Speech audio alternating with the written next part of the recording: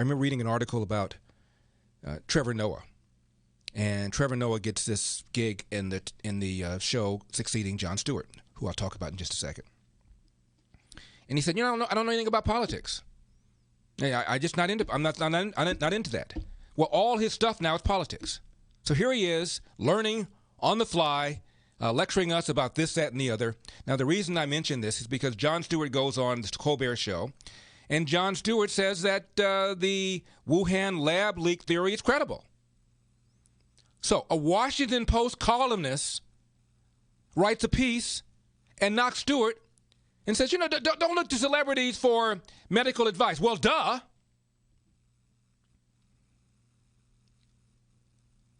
But this is how influential these shows are. You got a Washington Post columnist watching this and writing a piece on this? And I understand that anywhere from 10 to 15% of young people get their primary news source from the late night monologues.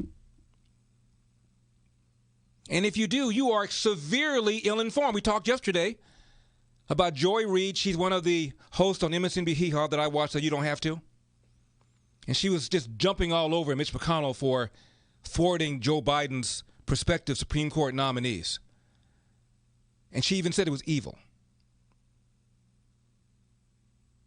Apparently completely oblivious to the history of Supreme Court nominations.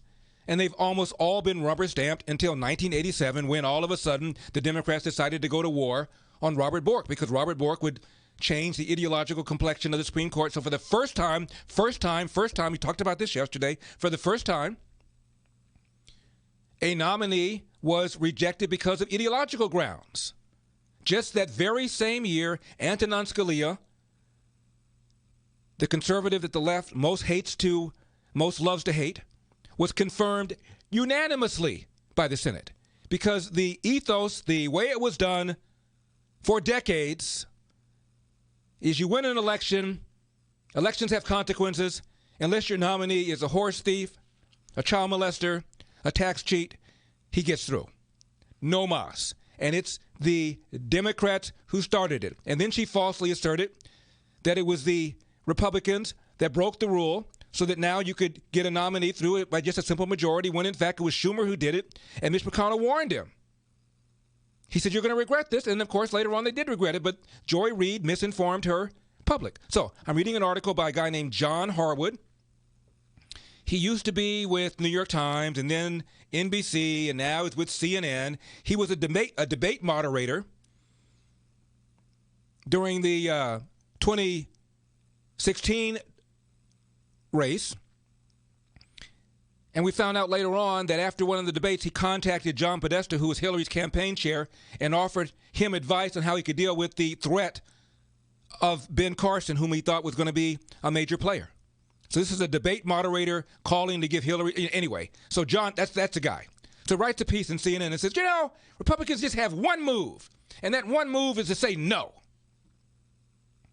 And they're saying no to everything Joe Biden wants to do. And this is just something that's just very... Do you know that every major legislation in this country, in history, has been passed with buy-in from the other party?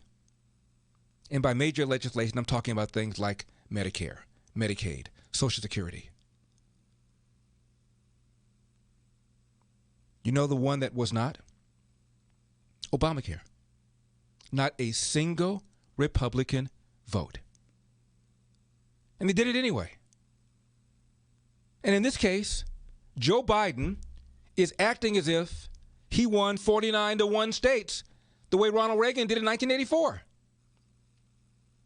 For the umpteenth time. 40,000 votes, 3 states, clearly Trump wins. 50-50 in the Senate. They lost seats in the House, so they're barely hanging on. And here he is talking about a multi-trillion-dollar infrastructure plan, doubling the minimum wage, Green New Deal,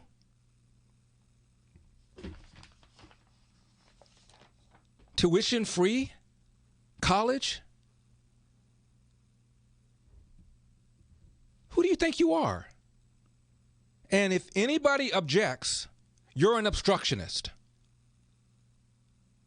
Is it possible, just possible, that we can see things differently? Obama the other day was criticizing Fox, as he often does. These guys control academia. They control Hollywood. They control the media. They control big tech. They control big corporations, but dang gummy, they don't control Fox. Obama said Fox News viewers, quote, perceive a different reality, close quote, than other Americans. No kidding. No kidding. A different reality that means we'd rather keep money in our own pockets and have government take it out? A different reality that does not define infrastructure as health care, as family and medical leave? A different reality that does not want the minimum wage doubled? A different reality that does not want to give Putin a list of 16 targets, as Biden did? 16 cyber targets that you shouldn't strike. What?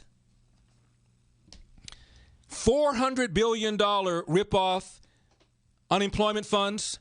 We're going to talk to a buddy of mine who says that he was notified that 10 people said that they used to work for him and only one did, and they applied for unemployment benefits. This is how the ripoff is taking place.